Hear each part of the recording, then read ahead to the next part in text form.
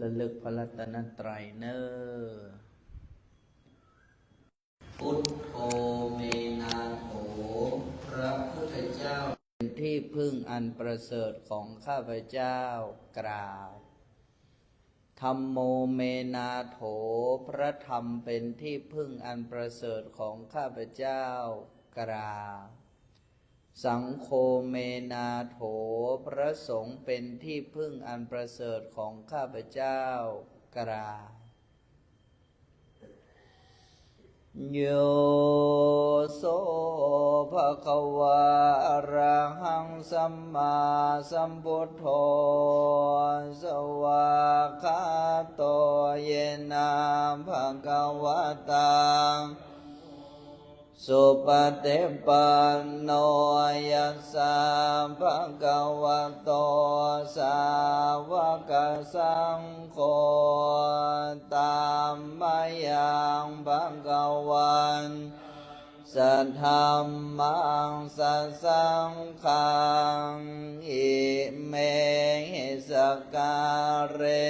หิยะถาระหังปิเตหิอภิปุชยามาสาธุโนพันเตภะคะวะสุจิราเปปัจเจมาจนตานุกรรมปมานัสสาอิเมสกาทุกขตาปันกรพุเตปฏิคันหาโตอัมหากังเทหิตายสุขายาอะระหังสัมมาสัมพุทโธภะคะวะพุทธังตังอภิวาเทมิสวากขาโตภะคะวะตาธัมโมธัมมังนัมมัสสามิสุปฏิปันโนภะคะวะโตสาวกสังโฆสังนะมามินะโมตัสสะภะคะวะโตอะระหะโตสัมมาสัมพุทธัสสะนะโมตัสสะภะคะวะโตอะระหะโตธัสสะนะโมตัสสะภะคะวะโตอะระหะโตสัมพุทธัสสะตังโฆปนาภะคะวันตังเหวังกัลยาโนเกเตสันโตอะโภคโตเอเตเปโสภะคะวังอะระหังสัมมาสัมพุทโธเวชาจรณะสัมปันโนสุขโตโลกวินโทอานุตตรปุริสธรรมสารทิสังโนสานังพุทโธภคะวันเตองค์ใดพระสัมพุทธสุวิสุทธาสันดานตัดมนต์กาเลสมันบ่มีมนมีมองมัวหนึ่งในพระทัยท่านก็เบิกบานคือดอกบัว ราคีบ่พันผัวสุวาคนทากรรมจรองค์ใดประกอบด้วยพระกรุณาดังสาครโปรดโมประชากรมาลาโอคากันดานชีทางบรรเทาทุกข์และชีสุขเกษมสารชีทางพระนฤพานอันพ้นโศกวิโยคภัยพร้อมเบญจพิทาจางสุจาราวิมลสายเห็นเหตุที่ใกล้ไกลก็เจนจบประจักษ์จริงกำจัดน้ำใจหยาบสันดานบาปแห่งชายหญิงสัตว์โลกได้พึงพิงมาลาบาปบำเพ็ญบุญข้าขอประนตน้อมศิรกาวบังคมคุณสามพุทธการุณยาภาพนานนิรันดรกราบสวากขาโตภะคะวะตาธัมโมสันทิฏฐิโกอาการเอหิปัสสิโกโอปัญญโกปัจจตังเวทิตาโพวินเหตุธรรมคือคุณากรส่วนชอบสาธรดุจดวงประทีปชัชวาลแห่งองค์พระศาสดาจารย์ส่องศาสันดานสว่างกระจ่างใจมนทำได้นับด้วยมากพ้นเป็น8พึงโยนและก้าวกามทางนฤพานสมญาโลกอุดรพิสดารอ่านรึกโอฬารพิสุทธิ์พิเศษสุขใสอีกทำต้นทางคันลายนามขนานคันคายปฏิบัติปริยัติเป็นสองคือทางดำเนินดุจจะครองให้ล่วงลูกปองยังโลกอุดรด้วยตรงข้าขอโอนอ่อนอุตตมงนบธรรมจำนงด้วยจิตและกายวาจากราบสุปฏิปันโนภะคะวะโตสาวกสังโฆ อุชุปฏิปันโนภะคะวะโตสาวกสังโฆยายาปฏิปันโนภะคะวะโตสาวกสังโฆสามีจิปฏิปันโนภะคะวะโตสาวกสังโฆยาติทังจัตตาริปุริสโยคาเนอะทาปุริสปุกะลาเอสะภะคะวะโตสาวกสังโฆอาหุนายโยปาหุนายโย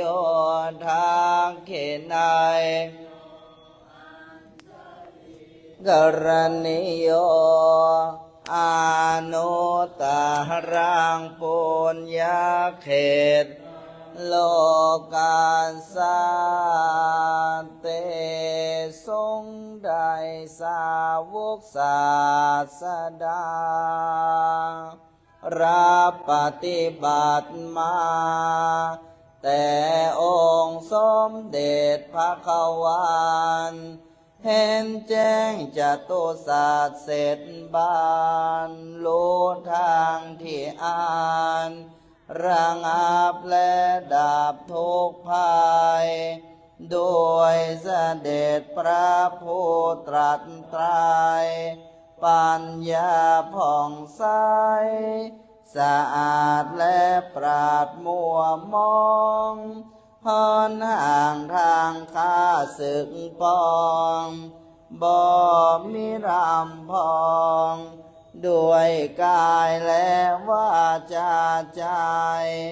เป็นเนื้อนาบุญอันภายสานแด่โลกาย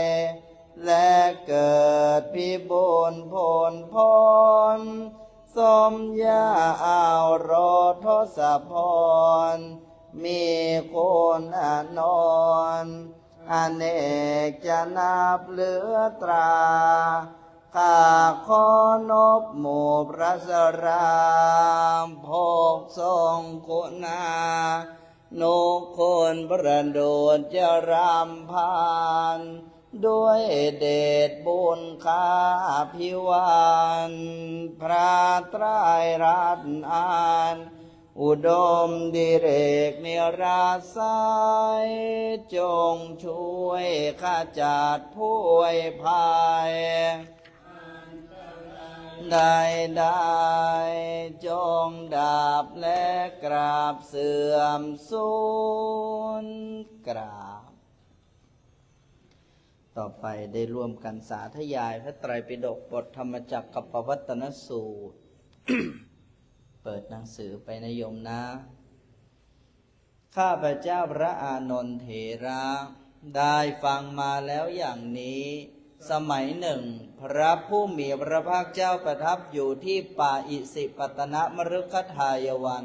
ใกล้เมืองพาราณสีในการนั้นพระผู้มีพระภาคเจ้าตรัสกับพระปัญจวัคคีย์ว่าดูก่อนภิกษุทั้งหลายบรรพชิตไม่ควรประพฤติส่วนสุดโต่งสองอย่างนี้คือกามสุขันธิกานุโยคการประพฤติตนให้หมกมุ่นยุ่งอยู่กับความสุขในกามที่ต่ำทรามเป็นพฤติกรรมของชาวบ้านเป็นเรื่องของปุถุชนไม่ใช่ของอริยชนไม่ประกอบด้วยประโยชน์และอัตตกิลมัฏฐานุโยคการประพฤติวัดทรมานตนให้ลำบากที่ก่อให้เกิดทุกข์ไม่ใช่ของอริยชนไม่ประกอบด้วยประโยชน์ดูก่อนภิกษุทั้งหลายมัชฌิมาปฏิปทาข้อปฏิบัติอันเป็นทางสายกลางที่เข้าไม่ถึงเกี่ยวข้องส่วนสุดโต่งสองอย่างนั้นตถาคตได้ตรัสรู้พิเศษแล้ว ดวงตาเห็นธรรมก่อให้เกิดปัญญาเป็นไปเพื่อความสงบระงับกิเลสเพื่อความรู้ยิ่งเพื่อความรู้แจ้งและเพื่อความดับทุกข์ดูก่อนภิกษุทั้งหลายมัชฌิมาปฏิปทาที่ตถาคตได้ตรัสรู้พิเศษแล้ว เป็นข้อปฏิบัติที่ก่อให้เกิดดวงตาเห็นธรรมก่อให้เกิดปัญญาเป็นไปเพื่อความสงบระงับกิเลสเพื่อความรู้ยิ่งเพื่อความรู้แจ้งและเพื่อความดับทุกข์นั้นเป็นไฉนคืออะไรบ้างมัชฌิมาปฏิปทาก็คืออริยมรรคมีองค์8นี้นั่นเองได้แก่สัมมาทิฏฐิความเห็นชอบสัมมาสังกัปปะความดำริชอบสัมมาวาจาการกล่าวชอบสัมมากัมมันตะการกระทำชอบสัมมาอาชีวะการเลี้ยงชีพชอบสัมมาวายามะความเพียรชอบและสัมมาสมาธิความตั้งจิตมั่นชอบดูก่อนภิกษุทั้งหลายนี้แหละคือมัชฌิมาปฏิปทาดังกล่าวนั้นที่ตถาคตได้ตรัสรู้พิเศษแล้วเป็นข้อปฏิบัติที่ก่อให้เกิดดวงตาเห็นธรรมก่อให้เกิดปัญญาเป็นไปเพื่อความสงบระงับกิเลสเพื่อความรู้ยิ่งเพื่อความรู้แจ้งและเพื่อความดับทุกข์ดูก่อนภิกษุทั้งหลายสิ่งที่จะกล่าวต่อไปนี้จัดเป็นอริยสัจคือทุกข์ได้แก่ความเกิดจัดเป็นทุกข์ความแก่จัดเป็นทุกข์ความตายจัดเป็นทุกข์ความเศร้าโศกความร่ำไรความทุกข์กายความทุกข์ใจและความคับแค้นใจจัดเป็นทุกข์การพบกับอารมณ์ที่ไม่ชอบจัดเป็นทุกข์การพลัดพรากจากอารมณ์ที่ชอบจัดเป็นทุกข์การไม่ได้รับอารมณ์ที่ปรารถนาจัดเป็นทุกข์การปรารถนาสิ่งใดไม่ได้สิ่งนั้นก็จัดเป็นทุกข์กล่าวโดยสรุปรวบยอดอุปาทานขันธ์ห้ารูปเวทนาสัญญาที่จิตคนเราเข้าไปยึดมั่นจัดเป็นทุกข์ดูก่อนภิกษุทั้งหลายสิ่งที่จะกล่าวต่อไปนี้จัดเป็นอริยสัจคือทุกขสมุทัยเหตุให้เกิดทุกข์ได้แก่ตัณหาความทะยานอยากที่ก่อให้เกิดภพใหม่ซึ่งประกอบด้วยความยินดีพอใจเพลิดเพลินภพและอารมณ์นั้นๆกล่าวคือกามตัณหาความทะยานอยากในกามภาวะตัณหาความผูกพันที่มีความเห็นผิดว่าภพเที่ยงความอยากเป็นอยู่และวิภาวะตัณหาความผูกพันที่มีความเห็นผิดว่าภพขาดศูนย์ความอยากรากพ้นไปจากภาวะที่ไม่ปรารถนาดูก่อนภิกษุทั้งหลายสิ่งที่จะกล่าวต่อไปนี้จัดเป็นอริยสัจคือทุกขนิโรธความดับทุกข์ได้แก่ความดับสนิทตัณหานั้นทั้งหมดความสละตัณหานั้นความปล่อยตัณหานั้นความวางตัณหานั้นและความไม่พัวพันตัณหานั้นดูก่อนภิกษุทั้งหลายสิ่งที่จะกล่าวต่อจากนี้จัดเป็นอริยสัจ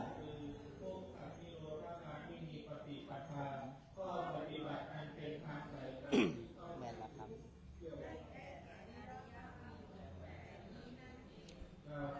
จ้า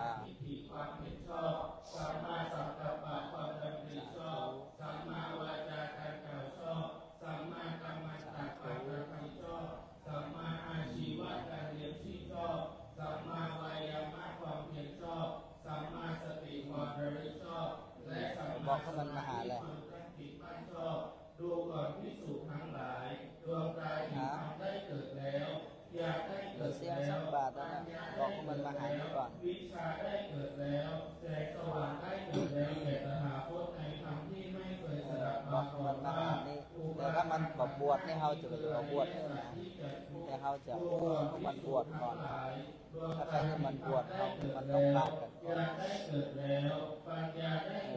มันมาหานี่ก่อนเราต้องเสี่ยงสักบาท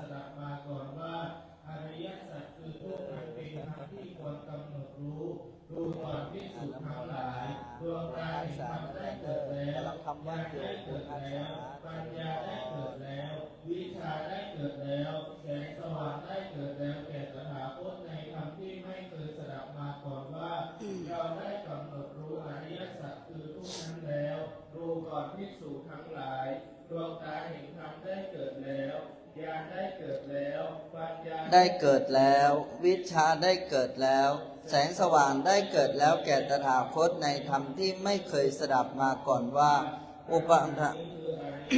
ที่เป็นทุกขสมุทัยเหตุแห่งทุกข์ดู ดูก่อนภิกษุทั้งหลายดวงตาแห่งธรรมได้เกิดแล้วญาณได้เกิดแล้วปัญญาได้เกิดแล้ววิชาได้ เกิดแล้วแสงสว่างได้เกิดแล้วแก่ตถาคตในธรรมที่ไม่เคยสดับมาก่อนว่า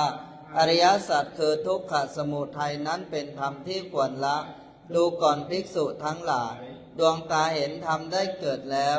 ญาณได้เกิดแล้วปัญญาได้เกิดแล้ววิชาได้เกิดแล้ว แสงสว่างได้เกิดแล้ว แก่ตถาคตในธรรมที่ไม่เคยสดับมาก่อนว่า เราได้ละอริยสัจคือทุกขสมุทัยนั้นแล้ว ดูก่อนภิกษุทั้งหลายดวงตาเห็นธรรมได้เกิดแล้วญาณได้เกิดแล้วปัญญาได้เกิดแล้ว วิชาได้เกิดแล้วแสงสว่าง ได้เกิดแล้วแก่ตถาคตในธรรมที่ไม่เคยสดับมาก่อนว่า นิพพานนี้คืออริยสัจที่เป็นความดับทุกข์ดูก่อนภิกษุทั้งหลายดวงตาเห็นธรรมได้เกิดแล้วญาณได้เกิดแล้วปัญญาได้เกิดแล้ววิชาได้เกิดแล้วแสงสว่างได้เกิดแล้วแก่ตถาคตในธรรมที่ไม่เคยสดับมาก่อนว่าอริยสัจคือทุกขนิโรธนั้นเป็นธรรมที่ควรรู้แจ้งดูก่อนภิกษุทั้งหลายดวงตาเห็นธรรมได้เกิดแล้วญาณได้เกิดแล้วปัญญาได้เกิดแล้ววิชาได้เกิดแล้วแสงสว่างได้เกิดแล้วแก่ตถาคตในธรรมที่ไม่เคยสดับมาก่อนว่าเราได้รู้แจ้งอริยสัจคือทุกขนิโรธนั้นแล้วดูก่อนภิกษุทั้งหลายดวงตาเห็นธรรมได้เกิดแล้วญาณได้เกิดแล้วปัญญาได้เกิดแล้ว วิชาได้เกิดแล้วแสงสว่างได้เกิดแล้วแก่ตถาคตในธรรมที่ไม่เคยสดับมาก่อนว่าอริยมรรคนี้คืออริยสัจที่เป็นทางดับทุกข์ดูก่อนภิกษุทั้งหลายดวงตาเห็นธรรมได้เกิดแล้วญาณได้เกิดแล้วปัญญาได้เกิดแล้ววิชาได้เกิดแล้วแสงสว่างได้เกิดแล้วแก่ตถาคตในธรรมที่ไม่เคยสดับมาก่อนว่าอริยสัจคือมรรคนั้นเป็นธรรมที่ควรอบรมดูก่อนภิกษุทั้งหลายดวงตาเห็นธรรมได้เกิดแล้วญาณได้เกิดแล้วปัญญาได้เกิดแล้ววิชาได้เกิดแล้วแสงสว่างได้เกิดแล้วแก่ตถาคตในธรรมที่ไม่เคยสดับมาก่อนว่าเราได้อบรมอริยสัจคือมรรคนั้นแล้วดูก่อนภิกษุทั้งหลายตราบใดที่ปัญญารู้เห็นตามความเป็นจริงที่มีรอบสามมีอาการ12อย่างนี้ในอริยสัจสี่ยังไม่หมดจดแก่ตถาคตดูก่อนภิกษุทั้งหลายตราบนั้นตถาคตยังไม่ปฏิญาณว่าเป็นผู้ตรัสรู้อนุตตรสัมมาสัมโพธิญาณอันยอดเยี่ยมในโลกที่มีเทวดามารและพรหมในเหล่าสัตว์ที่มีสมณะและมนุษย์ดูก่อนภิกษุทั้งหลายเมื่อใดที่ปัญญารู้เห็นตามความเป็นจริงที่มีรอบสามมีอาการ12อย่างนี้ในอริยสัจสี่ได้หมดจดแก่ตถาคตดูก่อนภิกษุทั้งหลายเมื่อนั้นตถาคตจึงปฏิญาณว่าเป็นผู้ตรัสรู้อนุตตรสัมมาสัมโพธิญาณอันยอดเยี่ยมในโลกที่มีเทวดามารและพรหมในเหล่าสัตว์ที่มีสมณะบรามพร้อมด้วยเทวดาและมนุษย์ญาณทัศนะคือปัญญารู้เห็นได้เกิดแก่ตถาคตว่าความหลุดพ้นของเราไม่พินาศแล้ว ชาตินี้เป็นชาติสุดท้ายไม่มีพบใหม่อีกในการนี้พระผู้มีพระภาคเจ้าตรัสธรรมจักรนี้แล้วพระภิกษุปัญจวัคคีย์ปราบปลื้มพระภาสิทธิ์ของพระองค์ดังนี้แลเมื่อพระผู้มีพระภาคเจ้าตรัสพระธรรมเทศนาธรรมจักรนี้อยู่ดวงตาเห็นธรรมอันปราศจากทุลีได้บังเกิดแก่ท่านโกฏัญญะว่าสิ่งใดสิ่งหนึ่งมีสภาพเกิดขึ้นเป็นธรรมดาสิ่งทั้งปวงนั้นมีสภาพดับไปเป็นธรรมดาเมื่อพระผู้มีพระภาคเจ้าทรงประกาศธรรมจักรแล้วพวกภูมิเทวดาได้ป่าประกาศว่าพระผู้มีพระภาคเจ้าได้ทรงแสดงธรรมจักรอันยอดเยี่ยมณป่าอิสิปตนมฤคทายวันใกล้เมืองพาราณสีเป็นธรรมที่สมณะรามเทวดามารพรหมหรือใครๆในโลกจะคัดค้านไม่ได้หรือยังไม่เคยแสดงได้เหล่าเทวดาชั้นจาตุมมหาราชได้ยินเสียงของพวกภูมิเทวดาแล้วได้เป่าประกาศว่าเหล่าเทวดาชั้นดาวดึงส์ได้ยินเสียงของพวกจาตุมมหาราชแล้วได้เป่าประกาศว่า เหล่าเทวดาชั้นยามมาได้ยินเสียงของเหล่าเทวดาชั้นดาวดึงส์แล้ว ได้ป่าประกาศว่าเหล่าเทวดาชั้นดุสิตได้ยินเสียงของเหล่าเทวดาชั้นยามมาแล้ว ได้ป่าประกาศว่าเหล่าเทวดาชั้นนิมมานรดี ได้ยินเสียงของเหล่าเทวดาชั้นดุสิตแล้ว ได้ป่าประกาศว่าเหล่าเทวดาชั้นปรนิมมิตวสวัตตีได้ยินเสียงของเหล่าเทวดาชั้นนิมมานรดีแล้ว ได้ป่าประกาศว่าทวยเทพที่นับเนื่องในหมู่พรหมได้ยินเสียงของพวก เทวดาชั้นปรนิมิตวสวัตตีแล้วได้กล่าวประกาศว่าพระผู้มีพระภาคได้ทรงแสดงธรรมจักรอันยอดเยี่ยมณป่าอิสิปตนะปริภไทยวันใกล้เมือง พาราณสีเป็นธรรมที่สมณะพราหมณ์เทวดามารพรหมหรือใครๆในโลกจะคัดค้านไม่ได้ เสียงกล่าวประกาศในโลกนี้ได้ ได้แพร่สะพัดถึงพรหมโลก โดยชั่วขณะนั้นด้วยประการชนี้หมื่นโลกธาตุนี้ได้สั่นสะเทือนหวั่นไหวและเกิดโอภาสอันใหญ่หลวงหาประมาณที่ได้ในโลกดีกว่าเทวานุภาพของเทวดาทั้งหลาย เพิ่มเสียงขึ้น จากนั้น เพิ่มเสียง พระผู้มีพระภาคเจ้าทรงเปล่งพระอุทานว่าท่านทั้งหลายโกนทัญญารู้แล้วหนอท่านทั้งหลายโกนทัญญารู้แล้วหนอฉะนั้นท่านโกนทัญญาจึงได้ปรากฏนามนี้ว่าอัญญา โกฏัญญะพระโกฏัญญะผู้รู้แล้วชนี้แล ขอความนอบน้อมของข้าพระเจ้า จงมีแด่พระสัมมาสัมพุทธเจ้า ผู้ตรัสรู้ชอบได้โดยพระองค์เอง ข้าพระเจ้าระลึกถึงพระพุทธเจ้า กับทั้งพระธรรมและพระสงฆ์ว่าเป็นที่พึ่งกำจัดภัยได้จริง แม้วาระที่สองข้าพระเจ้าระลึกถึงพระพุทธเจ้า กับทั้งพระธรรมและพระสงฆ์ว่าเป็นที่พึ่งกำจัดภัยได้จริง แม้วาระที่สามข้าพเจ้าระลึกถึงพระพุทธเจ้า กับทั้งพระธรรมและพระสงฆ์ว่าเป็นที่พึ่งกำจัดภัยได้จริง ที่พึ่งอื่นของข้าพเจ้าไม่มี พระพุทธเจ้าเป็นที่พึ่งอันประเสริฐของข้าพเจ้า ที่พึ่งอื่นของข้าพเจ้าไม่มี พระธรรมเป็นที่พึ่งอันประเสริฐของข้าพเจ้า ที่พึ่งอื่นของข้าพเจ้าไม่มี พระสงฆ์เป็นที่พึ่งอันประเสริฐของข้าพเจ้า โทษอันใดที่ข้าพเจ้าได้ล่วงละเมิด ในพระพุทธพระธรรมพระสงฆ์ขออำนาจแห่งพระพุทธพระธรรมพระสงฆ์จงอดโทษ จงอภัยแก่ข้าพเจ้าด้วยเถิด ข้าพเจ้าจะระมัดระวังสำรวม ในพระพุทธพระธรรมพระสงฆ์ต่อไป ขออำนาจพระพุทธพระธรรมพระสงฆ์จงบันดาลกระแสสัญญาณ การสวดประกาศรัตนปริตในเวลานี้ให้รับรู้ถึงแก่เทพจตุโลกบาลทั้งสี่ยักษ์ครุฑคนทันกุมพันนาคและเทวดาทั้งหลายที่ปกปักรักษาประเทศไทยทั้งหมด จงมารวมกันณที่แห่งนี้บัดนี้ข้าพเจ้าจะสวดประกาศรัตนปริตที่พระสัมมาสัมพุทธเจ้าผู้ประเสริฐได้บัญญัติไว้ ขอเทวดาทั้งหลายจงกระทำพระปริตร่วมกันกับข้าพเจ้า เพื่อคุ้มครองป้องกันรักษา พระราชาผู้เป็นเจ้าแห่งนรชน พร้อมด้วยราชสมบัติ เทวดาทั้งหลายในแสนโกฏจักรวาลยอมรับเอาอาชญาแห่งพระปริตเพื่อกำจัดภัยสามประการ อันเกิดจากโรคภัยมนุษย์เบียดเบียน และการดำรงชีพที่ฝืดเคือง พระปริตนั้นคือรัตนปริตชาวทิพย์ทั้งหลายเหล่าใดสถิตอยู่ภาคพื้นดิน หรือเหล่าใดสถิตอยู่ในอากาศ ซึ่งรวมกันในที่แห่งนี้ ขอชาวทิพย์ทั้งหมดจงทำใจให้เบิกบานรับฟังถ้อยคำที่พระพุทธเจ้าตรัสโดยเคารพเถิด เพราะฉะนั้น ขอชาวที่ทั้งหมดจงตั้ง ใจฟังจงมีเมตตาจิตในหมู่มนุษย์ มนุษย์เหล่าใดทำการอุทิศบุญให้ทั้งกลางวันและกลางคืน ด้วยเหตุนั้นเหล่าชาวทิพย์จงอย่าประมาทในการช่วยเหลือรักษามนุษย์เหล่านั้นทรัพย์เครื่องปลื้มใจอย่างใดอย่างหนึ่ง ในโลกนี้หรือโลกอื่น หรือรัตนะใดอันประณีตในสวรรค์ทรัพย์เครื่องปลื้มใจและรัตนะอันนั้น ที่จะเสมอด้วยพระตถาคตไม่มี ข้อนี้เป็นรัตนะอันประณีตในพระพุทธเจ้า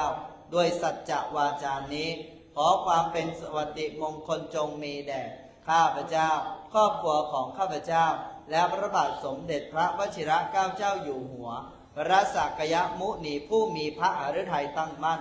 ทรงบรรลุธรรมใดอันสิ้นกิเลสปราศจากราคะเป็นอมตะธรรมประณีต สิ่งใดๆที่เสมอด้วยพระธรรมนั้นไม่มี ข้อนี้เป็นรัตนะอันประณีตในพระธรรมด้วยสัจจวาจานี้ ขอความเป็นสวัสดิมงคลจงมีแด่ข้าพเจ้า ครอบครัวของข้าพเจ้า และพระบาทสมเด็จพระวชิรเกล้าเจ้าอยู่หัว พระพุทธเจ้าผู้ประเสริฐสุดทรงสรรเสริญสมาธิอันใดว่าเป็นธรรมสะอาดปราทั้งหลายกล่าวสมาธิอันใดว่าให้ผลโดยลำดับสมาธิอื่นที่เสมอด้วยสมาธิอันนั้นไม่มี ข้อนี้เป็นรัตนะอันประณีตในพระธรรมด้วยสัจจวาจานี้ ขอความเป็นสวัสดิมงคลจงมีแด่ข้าพเจ้า ครอบครัวของข้าพเจ้า และพระบาทสมเด็จพระวชิรเกล้าเจ้าอยู่หัว พระสาวกของพระสุโขเจ้า ผู้เป็นพระอริยบุคคล8 จำพวก แบ่งเป็น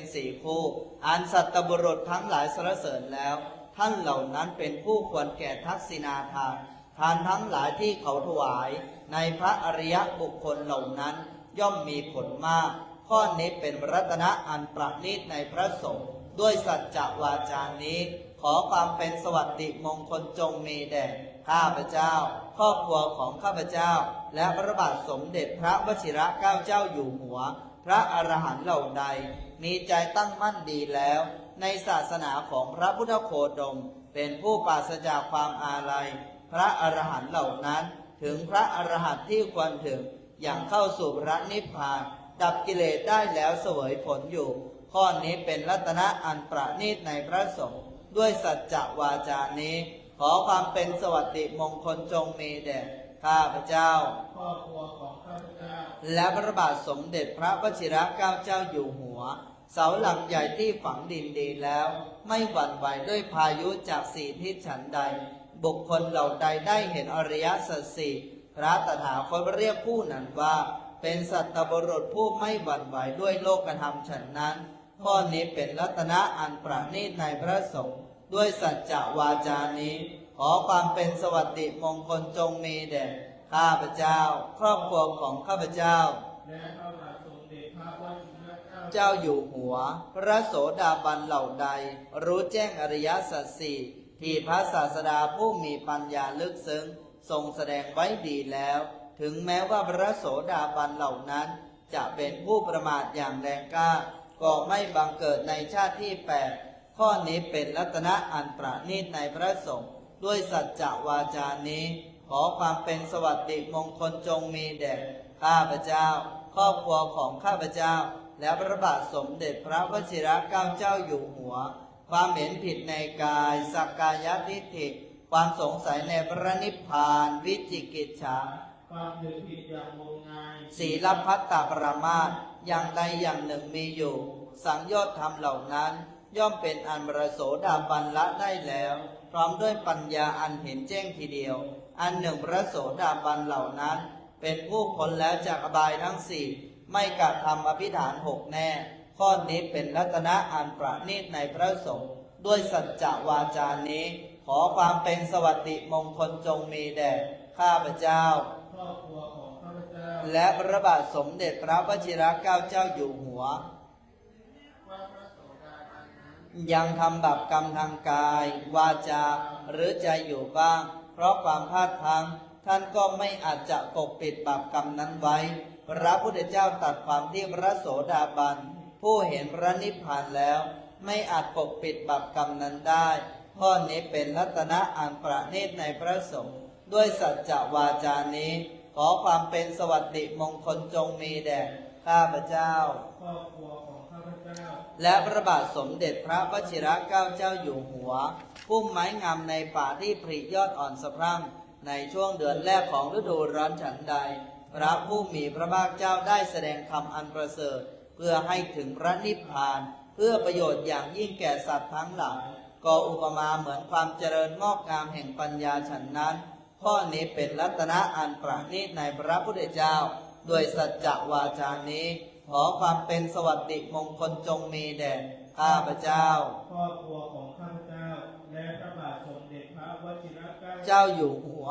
พระพุทธเจ้าผู้ประเสริฐ ทรงรู้ธรรมอันประเสริฐประทานธรรมอันประเสริฐ ทรงนำมาซึ่งธรรมอันประเสริฐ ทรงเป็นผู้ยอดเยี่ยม ได้ทรงแสดงธรรมอันประเสริฐ ข้อนี้เป็นรัตนะอันประณีตในพระพุทธเจ้าโดยสัจจวาจานี้ขอความเป็นสวัสดิมงคลจงมีแด่ข้าพเจ้าครอบครัวของข้าพเจ้าและพระบาทสมเด็จพระวชิรเกล้าเจ้าอยู่หัว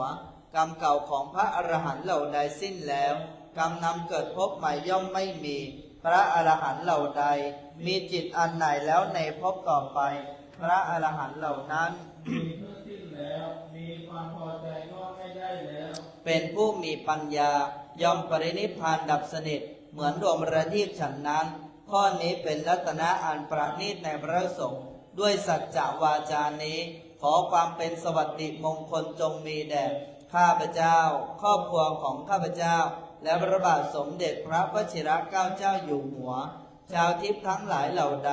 สถิตอยู่ภาคพื้นดินหรือเหล่าใดสถิตอยู่ในอากาศซึ่งรวมกันในที่แห่งนี้ขอพวกเราจงร่วมกันนอบน้อมพระพุทธเจ้าขอพวกเราจงร่วมกันนอบน้อมพระธรรมขอพวกเราจงร่วมกันนอบน้อมพระสงฆ์ผู้อันเทวดาและมนุษย์บูชากันมาแล้วขอความเป็นสวัสดิมงคลจงมีแด่ข้าพเจ้าครอบครัวของข้าพเจ้าและพระบาทสมเด็จพระวชิรเกล้าเจ้าอยู่หัวภวตุสัพพมังคลังราคันตุสัพพเทวตาสัพพุทธานุภาเวนัสสัทธาโสทิภวันตุเตภวตุสัพพมังคลังราคันตุพระเทวตาสัพพธรรมานุภาเวนัสสัทธาโสทิภวันตุเตภวตุสัพพมังคลังราคันตุสัพพเท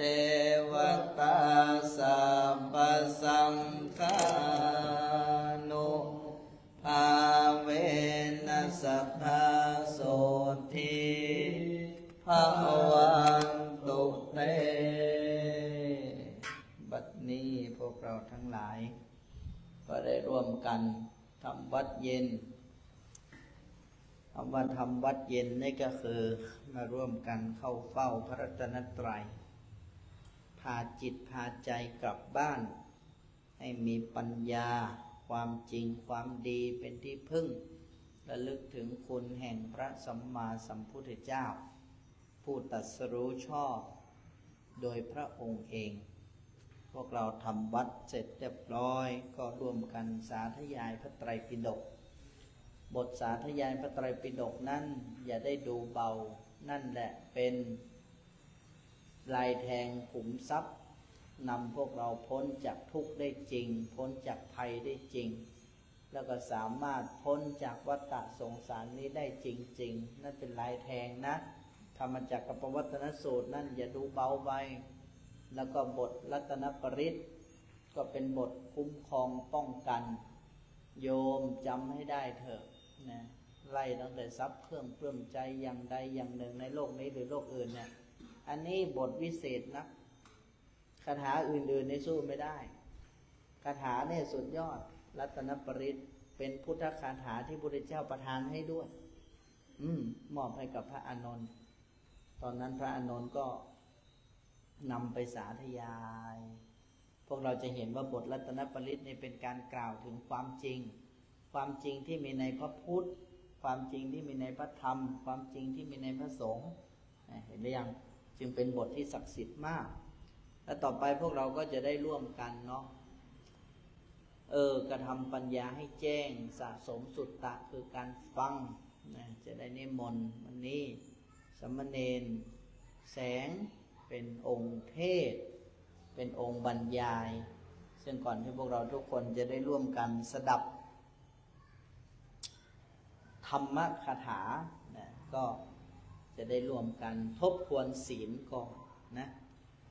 เราจะใช้คำว่าทบทวนศีลจะไม่ได้ใช้คำว่าขอศีลนะเพราะว่าศีลนี่มันไม่ต้องขอกันเนาะแต่เราทุกคนก็ต้องทบทวน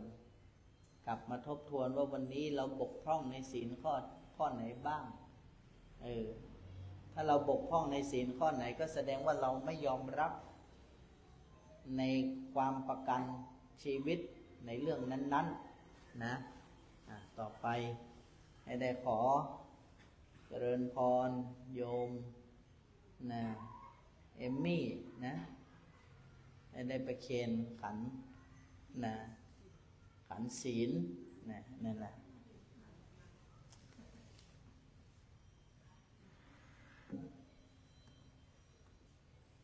ญาติโยมก็เป็นต้นเสียงพร้อมๆกันนะให้ดังๆมายังพันเตเอาพร้อม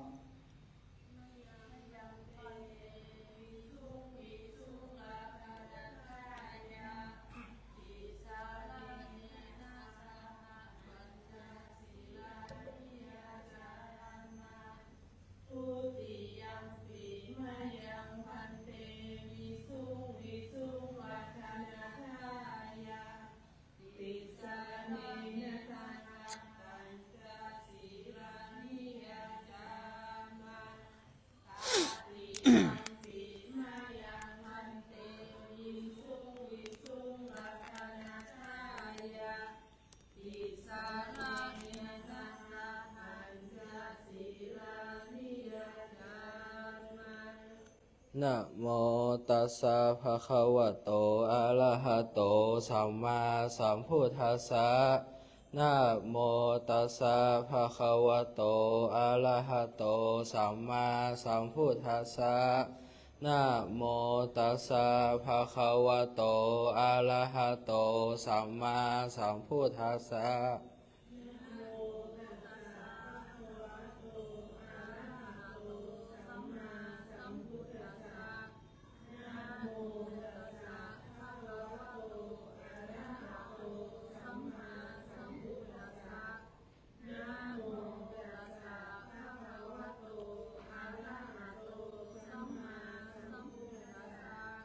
พุทธังสารนังคัจฉามิธัมมังสารนังคัจฉามิสังฆังสารนังคัจฉามิทุติยัมปิพุทธังสารนังคัจฉามิทุติยัมปิธัมมังสารนังคัจฉามิทุติยัมปิสังฆังสารนังคัจฉามิตติยัมปิพุทธังสารนังคัจฉามิตติยัมปิธัมมังสารนังคัจฉามิตติยัมปิสังฆังสารนังคัจฉามิ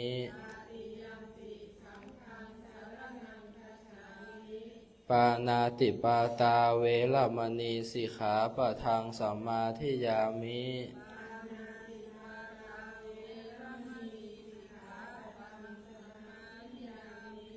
อาทินนาทานาเวรมณีสิกขาปะทังสัมมาทิยามิ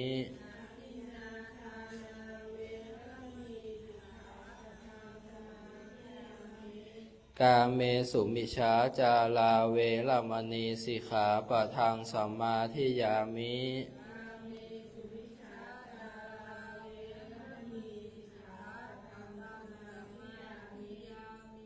มุสาวาทาเวรมณีสิกขาปะทังสัมมาทิยามิ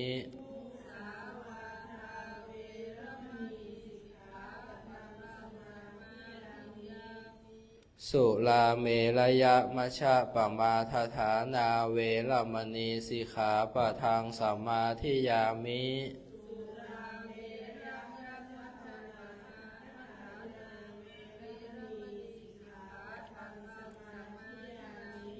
อิมานิปัญจสิกขาปทานิสีเลนะสุขติยันติ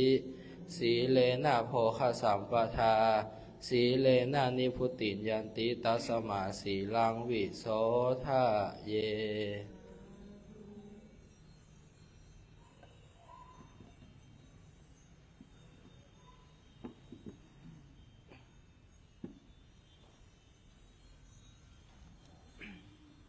ก็ขอถวายความเคารพ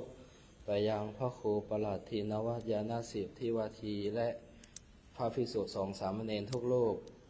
และเจริญพรไปยังญาติโยมทุกท่าน วันนี้ตัวสามเณรเองก็ได้รับโอกาสจะได้มาแสดงธรรมให้แก่ญาติโยมท่านทั้งหลายได้รับฟัง วันนี้ตัวสามเณรเองก็จะได้นำหลักธรรมนำหัวข้อธรรมในเรื่องของอริยสัจสี่และการทำงานของขันธ์ห้ามาให้ญาติโยมท่านทั้งหลายได้รับฟัง ก็อริยสัจสี่นั้น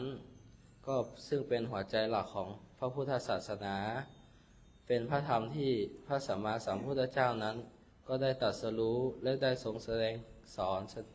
แสดงเป็นปฐมเทศนาก็คือธรรมจักรวัฏฏสูตร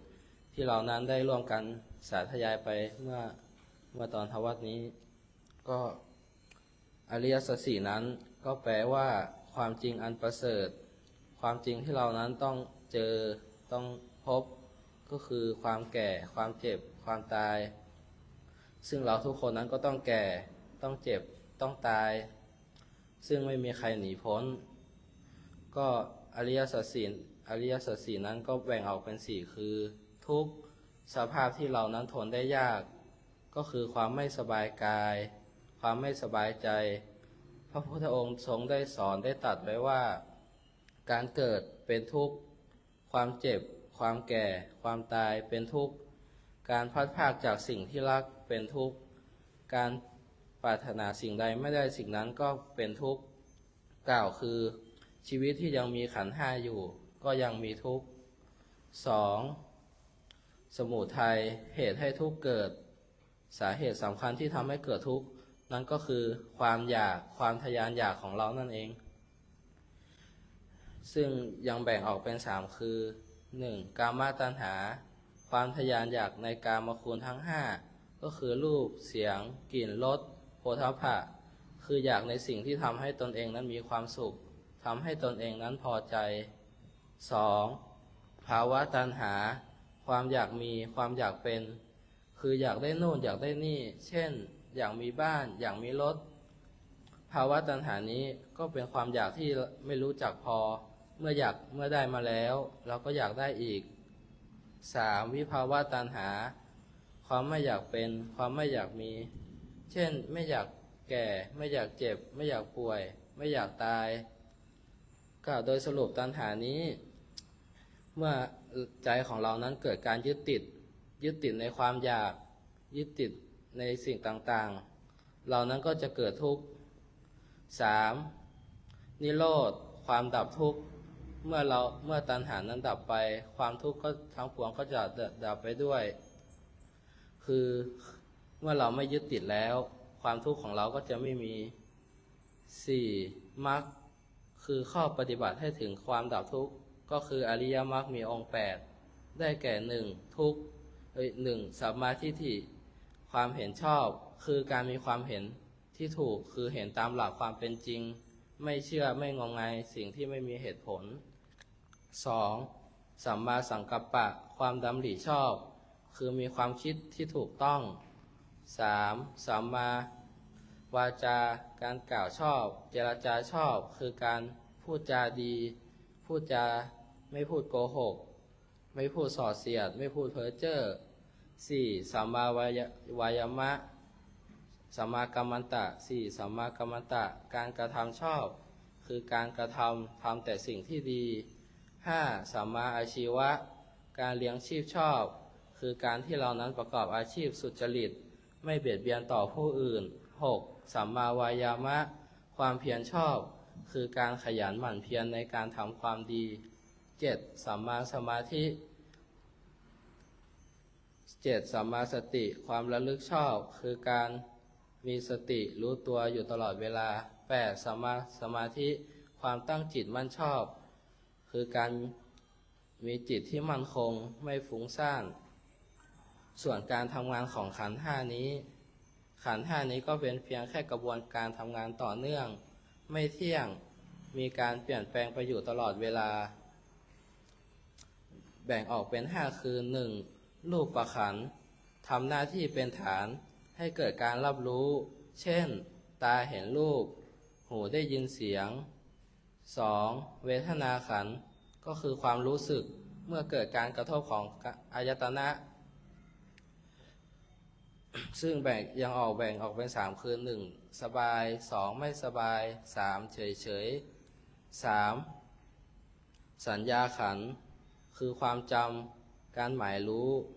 ก็คือความจำของเรานั่นเอง เช่นเห็นหน้าเพื่อนแล้วเราก็จำได้ว่าเป็นเพื่อนจำได้ว่าเราทำอะไรอยู่จำได้ว่าเมื่อกี้เราทำอะไร 4. สังขารขันธ์คือการคิดการปรุงแต่งเมื่อเรามีความรู้สึกและความจำแล้ว ใจของเรานั้นก็เริ่มนำไปคิดต่อ เช่นชอบอยากได้ไม่ชอบก็ไม่อยากได้ 5. วิญญาณขันธ์คือการรับรู้ทางอายตนะทั้ง 6 คือตาหูจมูกลิ้นกายใจทำหน้าที่ว่ากำลังคิดกำลังเห็นกำลังได้ยิน เทศนาปริโยสาเนท้ายที่สุดแห่งการแสดงพระธรรมเทศนานี้ก็เล็งเห็นว่าพอสมควรแก่เวลาจึงขอยุติลงคงไว้แต่เพียงเท่านี้เอวังก็มีด้วยประการฉะนี้ สาธุสามเณรนี่ขนาดเป็นสามเณรนะโยมนะยังไม่ได้เป็นพระนะยังได้แสดงอย่างชัดเจนก็อยากจะให้ข้อคิดพวกเราทุกคนนะโยมอย่าเป็นมัวหลงท่าหลงทางนะหลักสำคัญของการปฏิบัติเนี่ยให้ไปรู้จักอริยสัจสี่นะมันมีแค่นี้โยมมันไม่ได้มีมากกว่านี้เลยมันไม่ได้มีเป็นร้อยเรื่องพันเรื่องที่ไหนมันแค่สี่อย่างเนี่ยไม่รู้ก็ไปรู้ซะถ้ารู้แล้วก็พ้นทุกข์นะแต่ทุกวันนี้พวกเราเป็นทุกข์พวกเราไม่ยอมจะรู้ทุกอย่างยกเว้นเนี่ยสี่เรื่องไม่รู้ยอมรับได้หรือยังว่ากายกับใจนี่เป็นทุกข์วันนี้ยอมรับหรือยังว่ากายกับใจเป็นทุกข์ยอมรับเนี่ยกายกับใจเป็นทุกข์เพราะความยึดมั่นในกายกับใจเป็นเหตุแห่งทุกข์ยอมรับเนี่ยละวางความยึดมั่นถือมั่นในกายกับใจเป็นทางดับทุกข์เรายอมรับอย่างนี้ไม่ยอมรับนั้นทุกข์มันง่ายทุกอย่างไม่ต้องไปร่างงานรักษามาพูดนะแต่ทุกวันนี้ที่พวกเราทุกคนยังงมเข็มในมหาสมุทรอยู่จะจัดการความทุกข์ยังไงจะไปขอพรที่ไหนใครจะมาช่วยเราเทพองค์ไหนจะมาช่วยเราใครจะมาดูแลเราก็เพราะเราไม่รู้ความจริงเราก็ยังงมเข็มในมหาสมุทรอยู่ลองผิดลองถูกลองผิดลองถูกอย่างบางคนมาตั้งจิตอธิษฐานนะพอตั้งจิตมันนิ่งแน่ดีแล้วโอ้ยพอออกจากวัดนี้ไปมันสำเร็จก็เลยเชื่อหัวปักหัวปั๊มเลยว่าโอ้ยวัดนี้ศักดิ์สิทธิ์แท้วัดนี้ศักดิ์สิทธิ์แท้โยมรู้หรือเปล่าว่ากระบวนการที่ทำให้โยมสำเร็จนั่นนะคือจิตโยมที่มันนิ่งดิ่งเข้าไปสู่ความสงบบางทีมันเข้าฌานโดยที่โยมไม่รู้ตัวอย่าลืมนะพอเข้าฌานจิตมันสงบปุ๊บเนี่ยมันเป็นตัวเปิดจิตสงบเนี่ยมันเป็นตัวเปิดอริยทรัพย์บางทีเทวดาเขาก็งงกูยังไม่ได้ทำอะไรสักอย่างเลยมันก็คิดของมึงไปเองนั่นนะเพราะความดีที่มึงได้หรือว่าสิ่งที่มึงได้นั่นก็คือตัวของมึงนะเทวดาฝากมาบอกนะโยมเข้าใจไหมบอกว่าให้เชื่อตัวเองมากๆนะให้เชื่อตัวเองมากๆให้เชื่อเหตุให้เชื่อผลมากๆนะทำไมเราจะต้องตั้งอริยสัจสี่ไว้ก่อนไม่งั้นโยมโดนหลอกนะไม่งั้นโยมโดนหลอกถ้าโยมไม่เอาอริยสัจสี่ตั้งในการใช้ชีวิตเนี่ยแล้วโยมยังมัวคิดว่าความสบายใจคือความดับทุกข์เนี่ยเดี๋ยวโดนแน่โยมโดนแน่เตรียมตัวไว้เถอะโยมจะโดนกับเรื่องอะไรโดนแน่จะต้องโดนเข้าสักวันแน่ เอาเถอะเงินทองที่มันมีอยู่เนี่ยมันจะล่อยหลอหายไปอย่างพริบตาเดียว ไม่เชื่อก็ลองดูอาตมาในทั้งชีวิตเนี่ยหาหนทางดับทุกข์มาจนมันเจอแล้วก็เชื่อลงใจนะว่าอริยสัจของพระพุทธเจ้าเนี่ยประเสริฐที่สุดโยมเพราะอริยสัจนี่ของแท้ที่ผ่านมาอาตมาไม่เชื่ออริยสัจพระพุทธเจ้ายังอยากจะไปลองดีเอาไว้ก่อนอริยสัจเอาไว้ท้ายๆนู่นเดี๋ยวเป็นพระแก่มาแล้วเดี๋ยวค่อยไปเรียนตอนนี้ไปเอาก่อนคาถาอาคมเรียนมาทุกอย่างอาตมาทำทุกอย่างโยมไม่ให้อาตมาทำอะไรล่ะพิธีอะไรอาตมาก็ทำเป็นหมดจะให้ทำอะไรโยมจะบวงสรวงจะไหว้เจ้าจะขึ้นเจ้าที่จะสะเดาะเคราะห์ทำอะไรโยมอยากได้อะไรอาตมาทำได้หมดนั่นแหละถ้าอาตมาก็ไปแสวงหาเพราะคิดว่าสิ่งเหล่านี้มันพลังมันเยอะก็ไปทำมาตลอดนะอะไรที่ว่าเป็นบุญไปทำหมดวิหารเจดีย์โอ้ยหมดเป็นหลายในชีวิตนี้ถ้าพูดถึงแล้วตั้งแต่ไปสร้างวัดมาเนี่ยนะ30 วัดเนี่ยน่าจะถึงอยู่เพราะเขียนประวัติไว้หมดว่าไปสร้างวัดไหนมาบ้างประมาณ30 วัดนี่แหละในชีวิตเนี่ยนะ30 ปีมาเนี่ยนะมาหยุดสร้างก็ตอนมาอยู่วัดยางกวงนี่มาอยู่วัดยางกวงไม่ถนัดไปสร้างที่อื่นเพราะว่าวัดตัวเองมันยังไม่เสร็จตอนนี้ที่ยังเหลือสร้างอยู่ก็พระธาตุใบน้อยอย่าว่าเลยขนาดว่าหยุดสร้างเนี่ยวันก่อนก็ยังไปทำวิหารวัดพวงสนุกเนี่ยนี่วัดท่านโจก็ยังไม่เสร็จเลยสร้างเจดีย์เพิ่งวางศิลาฤกษ์ไปวันนั้นนี่ยังมีโปรเจกต์สร้างอยู่แต่เมื่อก่อนอาตมาคิดไม่เป็นอาตมาคิดบอกว่าบุญพวกนี้บุญหนักบุญใหญ่บุญพวกนี้แหละจะพาเราพ้นทุกข์คนละเรื่องกันโยมทำบุญก็ส่วนทำบุญอานิสงส์เขาต่างกัน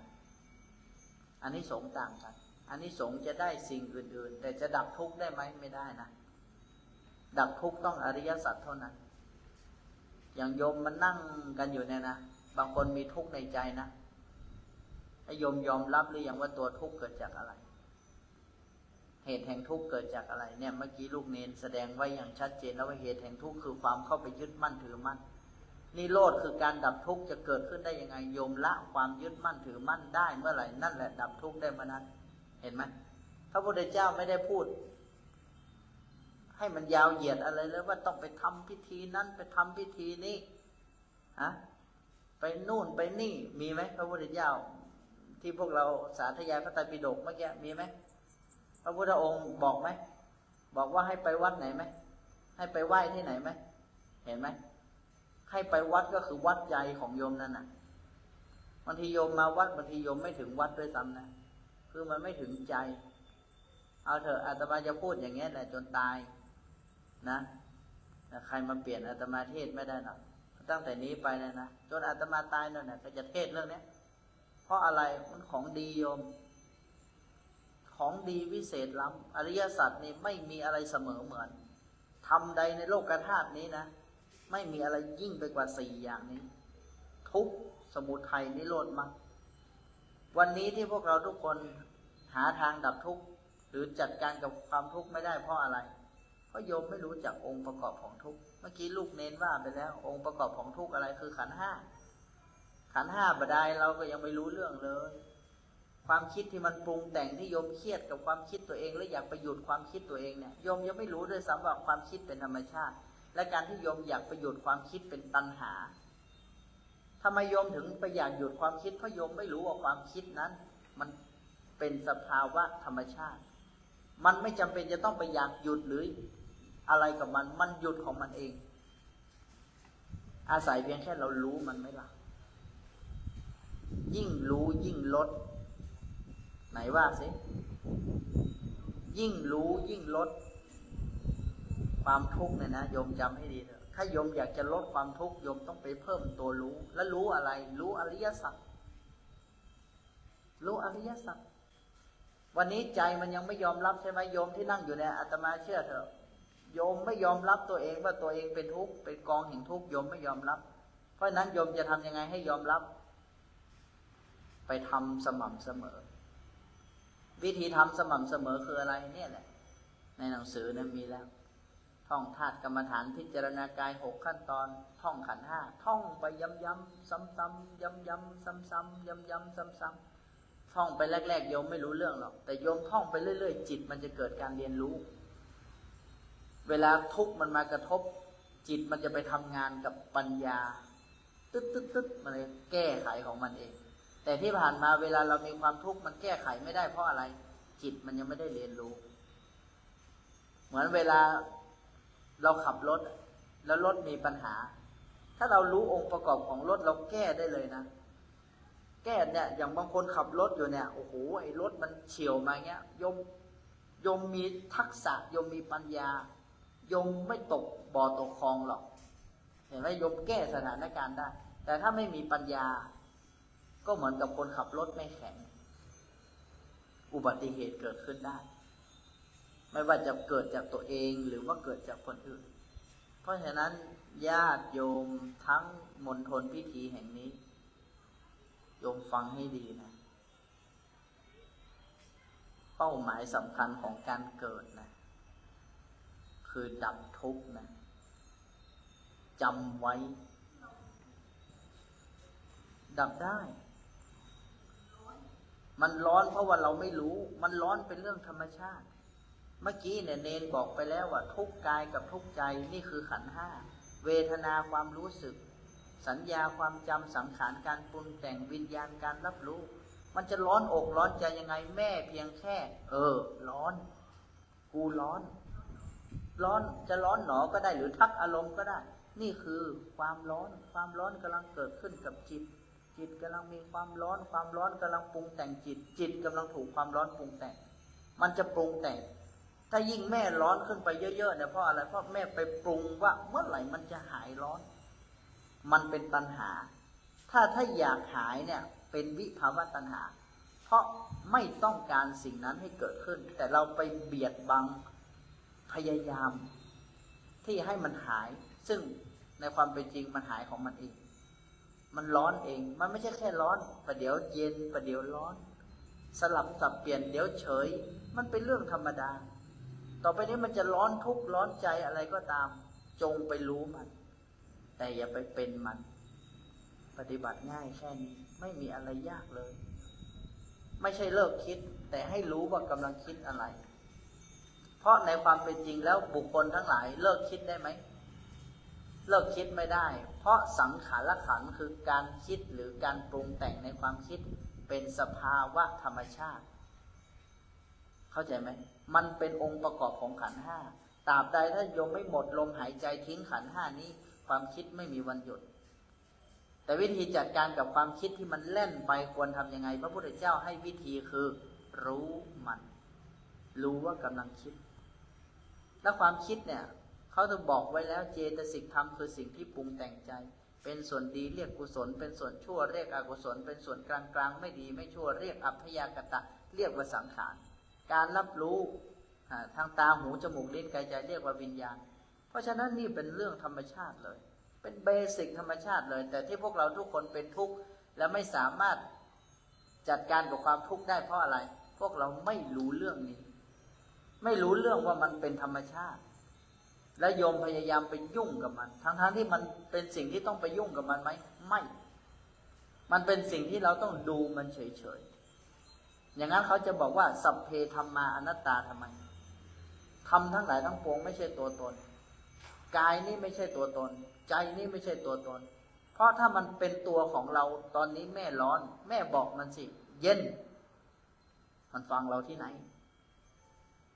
เย็นมันยิ่งร้อนเย็นมันยิ่งร้อนเห็นไหมมันสลับขั้วกับเราตลอดเพราะมันจะพยายามดึงใจของเราเพราะนั้นลักษณะอย่างนี้เราจงเป็นเพียงแค่ผู้ดูผู้รู้ตามความเป็นจริงวิปัสสนากรรมฐานเนี่ยคืออะไรวิปัสสนากรรมฐานคือการรู้ธรรมชาติไม่ใช่ฝืนธรรมชาติบางคนนั่งกรรมฐานเก่งแต่ไม่รู้เรื่องนี้ไม่ได้พวกเราทุกคนจำให้ดีนะวันนี้วันพระ8 ค่ำจำให้ดีก่อน ที่ชาตินี้จะจบโยมต้องหนีนรกให้พ้นนะจำให้ดีนรกเปรตอสุรกายสัตว์เดรัจฉานยังจะปรากฏมีแก่ผู้อิ่มด้วยสังโยชน์ตราบใดที่สังโยชน์โยมละโยมทิ้งไม่ได้โดยเฉพาะสังโยชน์ขั้นต่ำโยมละทิ้งสังโยชน์ขั้นต่ำไม่ได้เนี่ยโยมจะทำบุญเก่งยังไงโยมไม่พ้นนรกนะจะบอกให้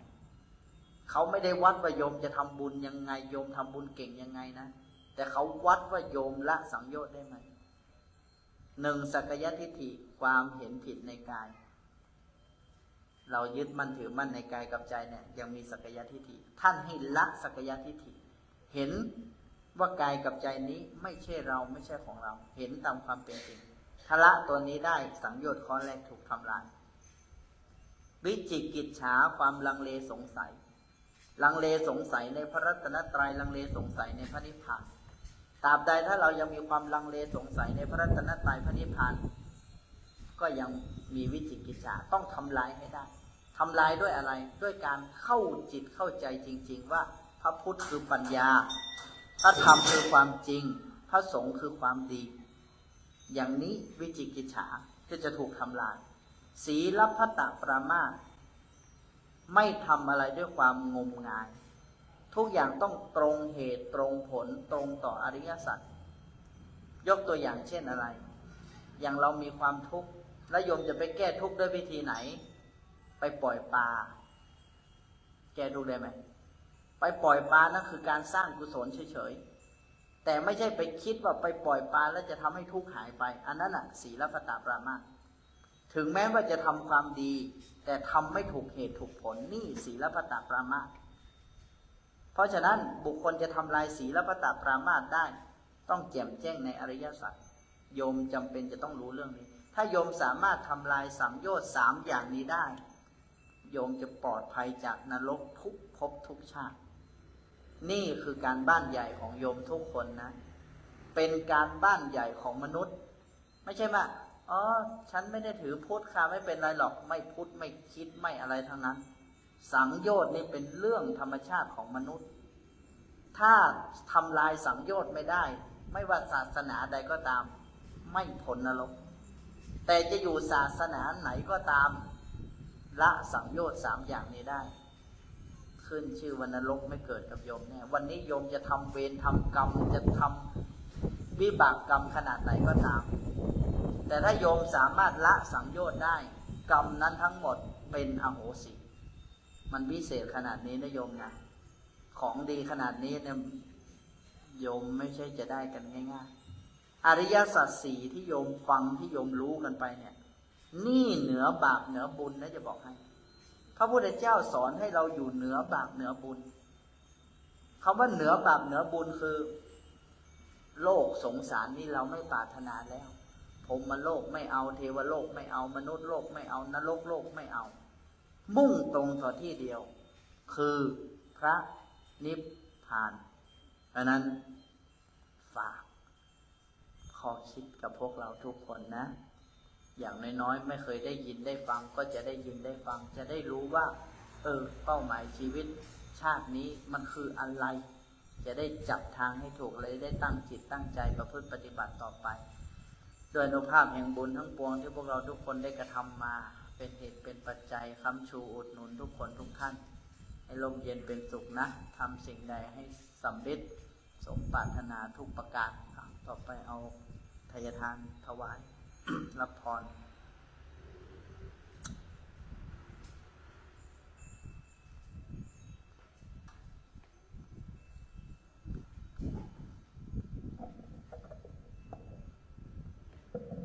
เชิญทุกวันพระนะพวกเรานะ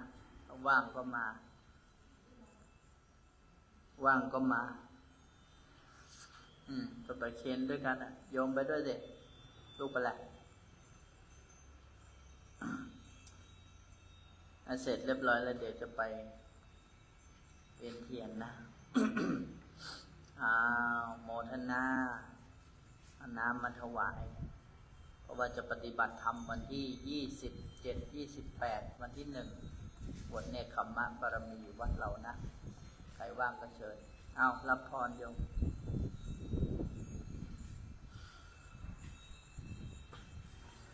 ยะถาวะลิวะหาปุราปาริปุเรนติสาคารังเอวะเมวะอิโตทินังเปตานังอุกากปติอิชิตังปฏิตังตุมหังขิปะเมวะสมิชันตุสัพเพปุเรนตุสังกัปปะจันโทปนะระโส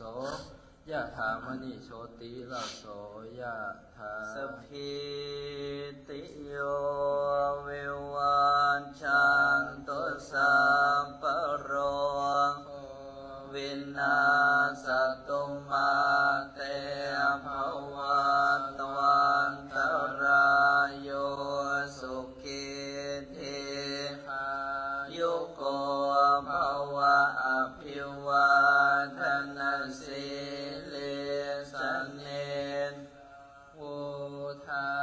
ปจาย เยโนจัตตารโอ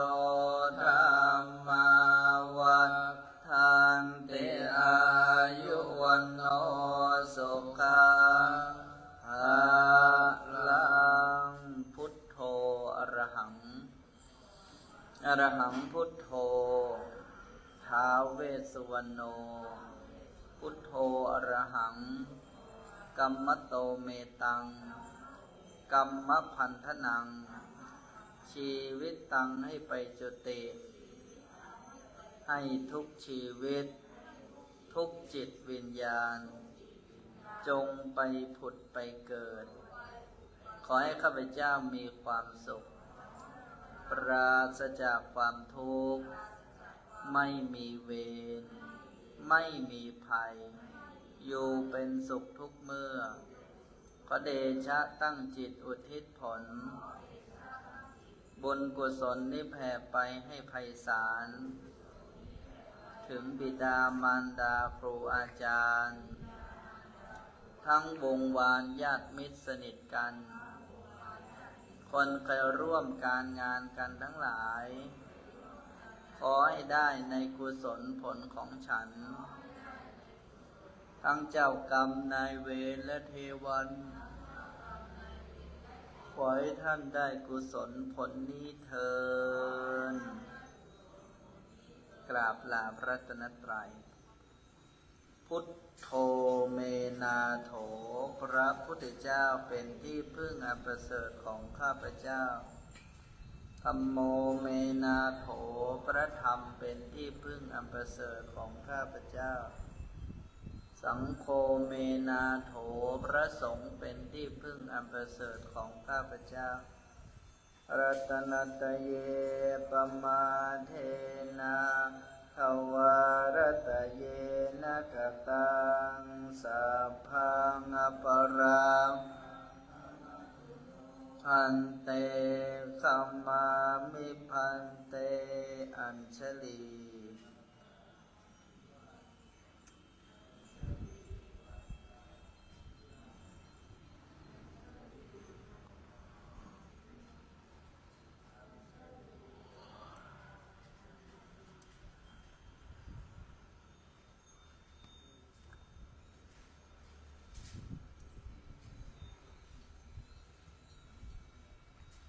เดี๋ยวขึ้นไปเวียนเทียน